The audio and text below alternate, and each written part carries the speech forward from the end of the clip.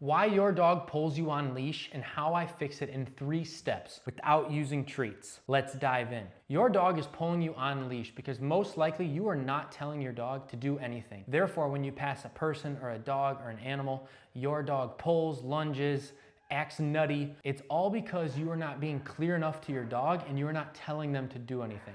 So we're gonna dive into how I fix that in 3 simple steps. I'm Jim. I've been training dogs my entire life. I'm 3rd generation in the family to be doing so. My family started in 1961. Alongside me here is my guy Yeti. We call him Yellow Lab Yeti. He's mainly here for moral support. Step 1, I recommend starting inside or somewhere where there's not a whole lot of distraction. And the reason is you right now are having a little bit of an issue because your dog's pulling, lunging, acting kind of nutty when outside. It's gonna be easier for you and your dog to start in an environment where there's not a whole lot going on. When I begin this, I start in my training room. I start inside with not a whole lot going on. Your dog should be at your left side. I mean, you can choose right if you like, but in the industry, we do left. So the dog is at my left side and his ears or her ears should be equivalent with our leg. When we begin, we say heel. Now to be clear here, heel means walk at our side. It doesn't mean pull, it doesn't mean lunge, it doesn't mean go grab a stick, it doesn't mean go say hi to Jane or Joe over there, and it doesn't mean go say hi to that dog. It simply means walk at your side. When the dog is at our side, we're gonna reward the dog via praise. This means you're gonna either say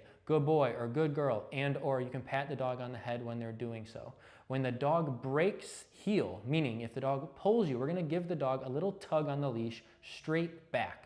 So when we're walking, it'll be heel, a tug straight back on the leash. The reason we start inside is where there's not a whole lot going on. It's gonna be easier. We're gonna start with the basics. Think writing a book. We gotta learn the ABCs before we can write the book. In this example, we're starting inside the ABCs before we write the book, AKA walk your dog outside, nice, walking by people, walking by dogs where your dog doesn't act nutty, lunge, jump, bark, pull, whatever it does. We're gonna fix that. Step 1, we're gonna start inside. You're just gonna kind of walk around. We don't need much room, but again, as soon as your dog, if he gets ahead of you, you're gonna give him a little tug on the leash. You're gonna keep walking while doing so. When your dog pulls, you're gonna give him a tug, you're gonna say heel. When he gets to your side, you just verbally praise him. Good boy, good girl, okay? We're gonna keep doing it. Your dog gonna pull you again. Odds are this is gonna happen a handful of times or more to first start off.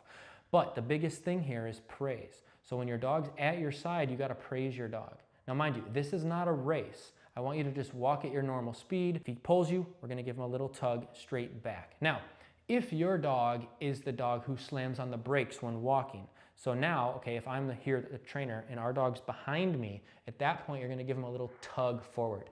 Notice I'm saying a tug. I don't want you pulling the dog. Everything's a little tug, just like this. So one more time. If he's pulling you, it'll be straight back, but it's a tug, heel. Just like that. And then we relax the lead. And then we're gonna keep walking. When he does good, we're gonna praise him. In a nutshell, we wanna start inside, do it in the kitchen, do it in the living room, wherever you have some space. You don't need much space. We're gonna start doing it there. So once your dog walks nicely inside with you where there's not a whole lot of distractions going on, then we're gonna progress to step 2. Step 2 is gonna be a little bit harder, but hopefully not too hard for you, and I don't wanna set you up to fail. So step 2 is go in your front yard, go in your driveway, go in your backyard, wherever you can. Now, if you don't have either of those, just find an area, ideally, where there's not 100 dogs going around, walking around, and there's not a whole lot going on. It's just gonna make it easier for you. So once we mastered step 1, now we're gonna do this outside. We're gonna start walking, we're gonna tell the dog heel. He should be at our left side, his ears should be equivalent in between our thigh, okay? As we're walking, we're gonna say heel. If the dog pulls you, again, little tug straight back, heel. If your dog, so if he's on your left side, and if my hand is your dog's head, if your dog's head goes out to the left, you're gonna give him a little tug forward to your right. So if my hand's the leash, heel, to get him back straight. If a dog gets too far behind us, we're gonna give him a little tug straight forward, heel, okay? And mind you, we're just gonna walk in a straight line. I just want you to walk in a straight line for now. Once the dog does good, then we'll turn left or right. And again, we'll say heel when we do so. So now that you've mastered step 1, now that we're outside, this is gonna be up to you. Obviously, I'm not gonna be there to help you, but we wanna see, once you feel your dog starts doing it well outside, then we're gonna progress to step 3. Step 3, the final step, is we're gonna introduce this in the real world. So now, we're gonna start incorporating this on a walk. Wherever you go. If you live in the city, it might be a little bit harder at first because there's a lot of stuff going on. If you can go to an area where there's not 8 million things going on, it's just gonna make it easier for you and your dog. Now mind you, everything I'm telling you here is to set you up for the finished result. Ideally, I want you to just be able to go on a walk in a city, at a park, in the forest, at a baseball game with your kids, whatever's going on, that's gonna be the finished product. But as a trainer, how I approach things is I wanna be very clear to the dog. In return, I want to be clear to you. I'm approaching this from a very elementary level to keep it easier for you and your dog, to set you up best for success. And when the dog does good, remember, we always want to praise the dog. Now that we are outside in a real life situation, we're going to focus on heel. And this is how I teach a dog to not pull me. The standard is heel, again, means walk at our side. When the dog is in a heel, this is the big thing. The dog gets rewarded, except we're not gonna be using treats. We're just gonna be using praise. So your dog's walking at your side, good boy, pat him on the head. Talk to him when he does well, especially when early on in training. Praise is so important. I say praise is like $100. When the dog does good, I pay the dog $100. And I have unlimited money to pay the dog. This is why I get dogs to do good quickly. We're on a walk. You see someone approaching you, your dog starts to pull. You're gonna tug straight back on the leash. When you do so, you're gonna say heel. Now we're outside, you might have to tug a little bit harder, a little bit firmer than when we're inside, when there's distractions going on. The problem that most people have is they take their dog on a walk and their dog is not trained or properly trained, and they expect their dog to do perfect. But your dog doesn't even listen to you in the house, most likely. So here's a little example, going on a tangent for a second, okay? I speak English, right? But if you speak French and I go into your house and everyone speaks French, you can't get mad at me for not understanding you, right? You would give me a break because you know, oh, this guy doesn't speak French. But people in this world, for some reason, when you're on a walk, people like get mad at their dog when their dog doesn't listen. But they're never telling their dog to listen. Most people only tell their dog to listen when they're walking by another person or another dog. But when the dog's just walking and there's nothing going on, your dog can do whatever the heck it wants. Most people yank on the leash, choke on the dog, cross the street. I don't want you to have to do any of that. So what we're gonna do is, if you progress to step 3 here, we incorporate it in the real world. When you walk by a person or a dog, it doesn't matter to me. My dog should be in a heel. I always have a dog in a heel unless he's free. We're not gonna dive too much into free in this video. If you're still with me here, we're gonna focus on heel. So you walk by a person, again, this is your dog. If your dog looks at that person to the left, you give them a little tug forward to your right heel, they should come back at our side. Again, when they do so, we praise the dog. The biggest thing people have problems with is the dog pulling. So here's the dog, he pulls you, we're gonna tug straight back on the leash, say heel as we do so.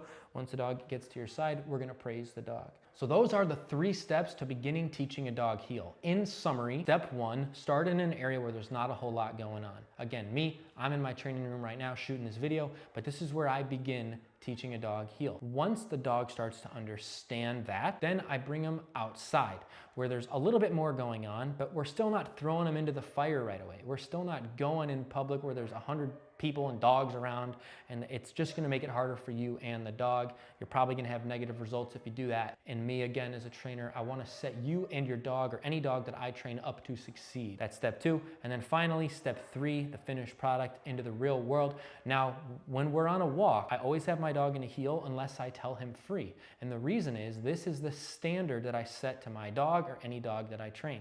And the standard is, when we're on a walk, you're in a heel, you're walking right at my side, the leash is relaxed. Now, if they don't listen, then we tug and get on them for the fact that they broke heel. But when they're in heel, they get that money that I'm talking about, the praise. Praise is the biggest thing. Good boy, good girl, praise the dog, pet them on the head when they do so, when they do well. And lastly, we'll finish it off by saying the reason you're having problems is simply because the standard has not been set to your dog.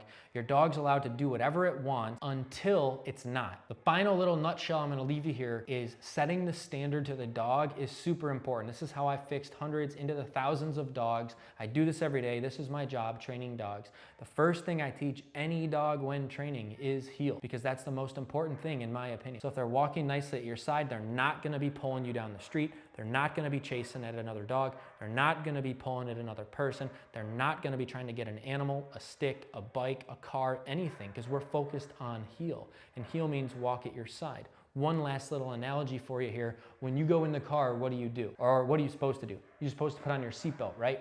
So the standard that I have for the dog is when we're in a heel, when the dog's on a walk, he's at my side. We can go places, we can go wherever it is, it doesn't matter because He's just got to heal. And when he does so, we praise him. So that is the biggest thing.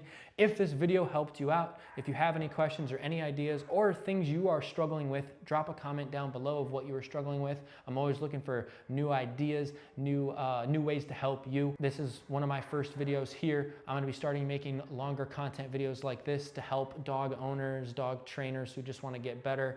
That's what I'm going to be doing. And again, everything I do is without treats. So we're going to teach the dog to do it. And when the dog does it, the dog gets rewarded by you.